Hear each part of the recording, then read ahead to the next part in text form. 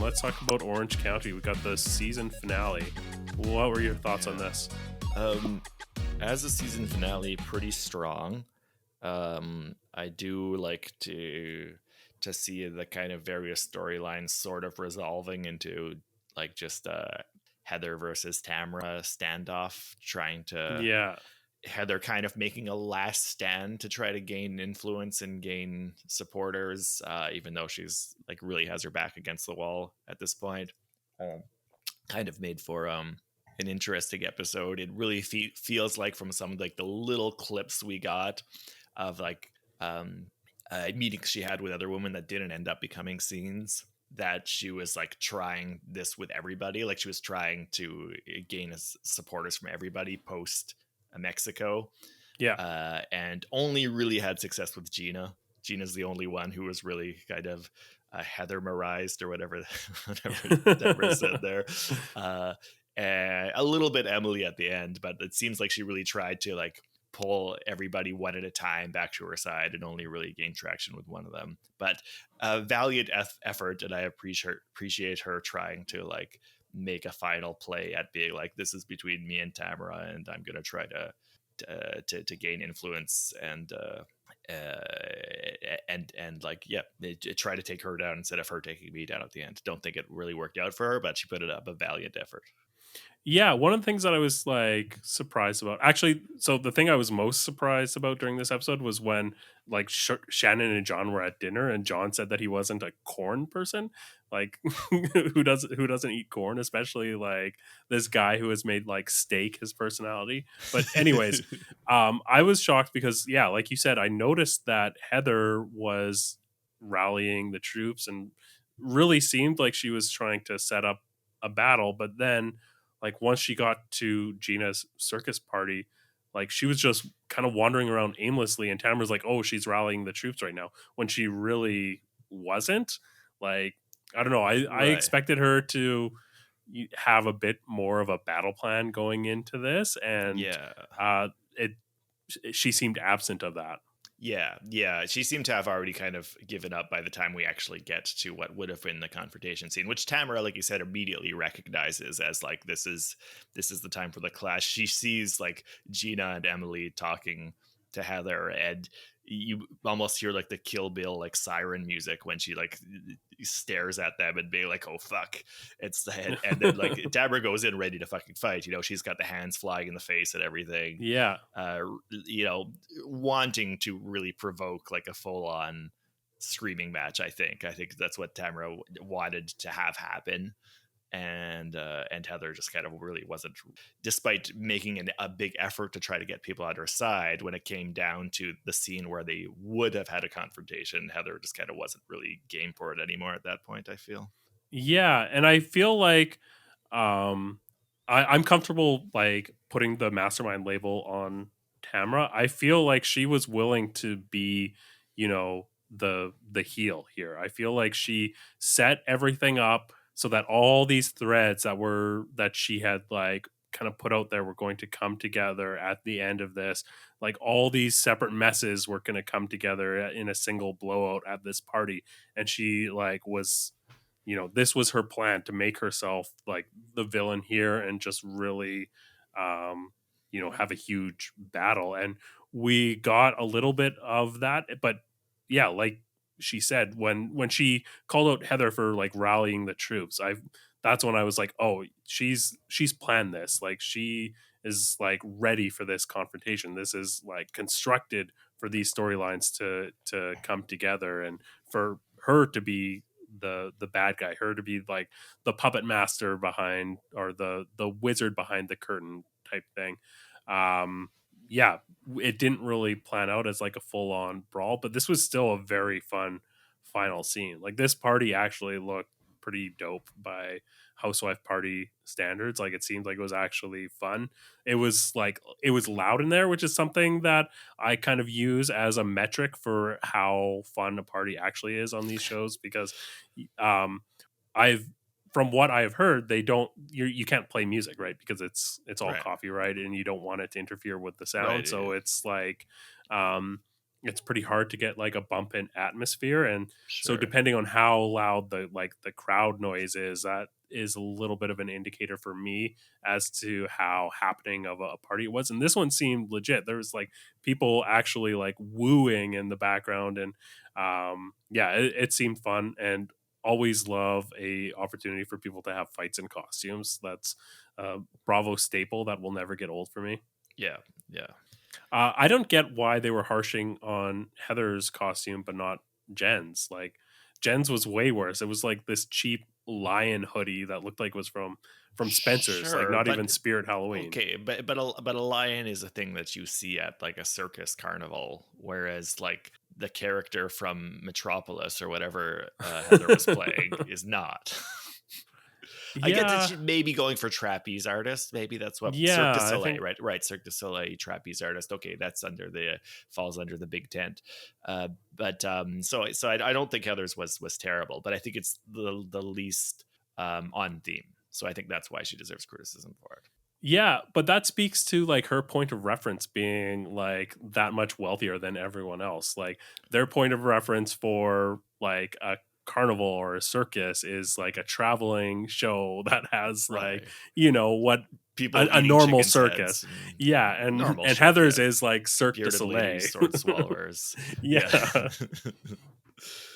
Yeah. Also, John, wear the fucking hat, John. Why are you so resistant? Why are you like this, John? All she wants you to do is just put a stupid fucking hat on your head. It's not even a stupid hat. You look good at it. And Yeah. he just can't do it. He's just like all he could do is grumble about how he's got this hat that he doesn't want to wear the whole time he's there. John's the worst. Yeah, John really is the worst. And I like get like kind of alky vibes from him as well. I don't know, the Sure. dynamic between like him and Shannon, I feel like, just like people that are kind of together because they like to get like messed up at night, and Yeah. s- just stumble around the same like dark house. That's pretty grim when you put it that way. um I think Jen manages to get out the season though with kind of her head held high despite all the attacks she's had against her. Mhm. We've had her tease a couple times about like Ryan maybe revealing some new information, and it ended up kind of being nothing. It was just like, yeah, I slept with this person a year and a half before we started dating or something. It's like it wasn't actually a real thing. I still don't like trust the guy, but I don't think Yeah. we ended up getting some kind of confirmation that he's been like cheating on her all along or something. That never actually ended up happening. The kind of late in the day revelation that Jen doesn't really have any money is also kind of something that casts a bit of color over everything we've seen from her this season, I think. Right. I hope she comes back. I want to see more. Oh yeah, because she said like she didn't have access to $5,000. Yeah, Like that's like, I don't know, like she if you really doesn't needed, have money. yeah, that's that's like $5,000 is like, yes, it's like kind of a lot of money, but for Yeah, someone for somebody in that social milieu, it's like pretty surprising that to not have access to yeah. that for like even like a little bit in an emergency is very Yeah, dark but it to just me. shows you how she's been on this whole time. She's been in a lot like weaker footing than everybody else. Like she's been in a more vulnerable situation than maybe we've realized. Like Yeah, and then personally, to say that in a room that is like so full of shit that she could sell, like there's so much like clothes everywhere. Like yeah, you've probably got like $5,000 worth of shit that you can sell on Facebook Marketplace. sure. It would just take a while to get there, yeah, and would reveal like exposing yourself in a way that this is somebody who has like fake designer clothing, right? Like she doesn't want to expose herself as not Yeah, having like access to money. yeah, But for I sure. think that colors her character like in retrospect, and I appreciate having that information. What did you think of Taylor in this scene? or the final scene here. Code Red Wasted. Who called her that? Somebody called her Code Red Wasted, which is a Yeah, I great can't Gina. remember. Maybe I think maybe Gina said that. Yeah, that sounds like something Gina would say. Code Red Wasted, which is great. Yeah, that's actually what she was. It's great. You know how much I love just seeing like one of these women just end up way drunker than everybody else. Yeah. So yeah, love that for Taylor. It's great fun to have her there. I really enjoyed like how she was telling this story, like what she was upset about, some story about like salsa dancing and chicken soup and her her stepdaughter. It really reminded me. Have you seen that old YouTube video, The Magic Numbers? Oof, no, I don't think so. It's like some way to remember your times tables. It's that this guy came up with that involves like telling a story with numbers. It reminded me of that. It's just complete like gibberish basically. I'll yeah, I'll send you a link and DM me if you want to see it. Maybe I'll put it up on my Instagram. It's very bizarre. um but yeah, loved seeing Taylor being code red wasted. I thought that was fun. There was also a moment like right out of the gates, Taylor was clearly so drunk already, and we got that slow mo shot of her eating ice cream. And I seem to remember there was like some sort of like incident with her eating on Beverly Hills that had caused her to like not want to eat a corn dog earlier this season because she didn't want it to be caught on camera. And yeah, the editors finally got their shot to get a slow mo shot of her eating ice cream. So um congratulations to the editors on another win there. Yeah. What other thoughts did you have on Orange County here? That's about it. Like I mentioned last time in reference to the teaser, I'm glad we get one last fake doctor in when we get the incredibly cocky Dr. Tim, the chiropractor. So, just one more to add to the collection. Really fun. They should make a series just about all the fake doctors. There should be like the not so real doctors of Orange County should be Yeah, like well, Bravo has a show called Married to Medicine, so maybe married. alternative medicine. Yeah, married to alternative medicine. Yeah. Yeah, I didn't have a lot of other notes. Yeah, I think that's about it. How many times a day do you poop? Me? One max. Yeah. Okay. Yeah. So you're I on the Shannon one poop a day. yeah. Why do I'm you not do quite. that? That's excessive. That's indulgent. Tamara poops 7 times a day. She said during this episode. She must be like a deer or something, just putting out little pellets once in a while. Yeah, I thought the Shannon colonic product story, the way that ended was fun.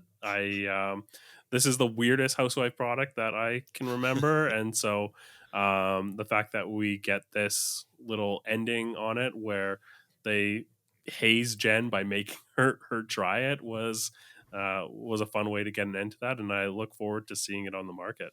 Yeah, me too. I look forward to getting one for Christmas. Yeah. Put it on the Christmas list. Yeah.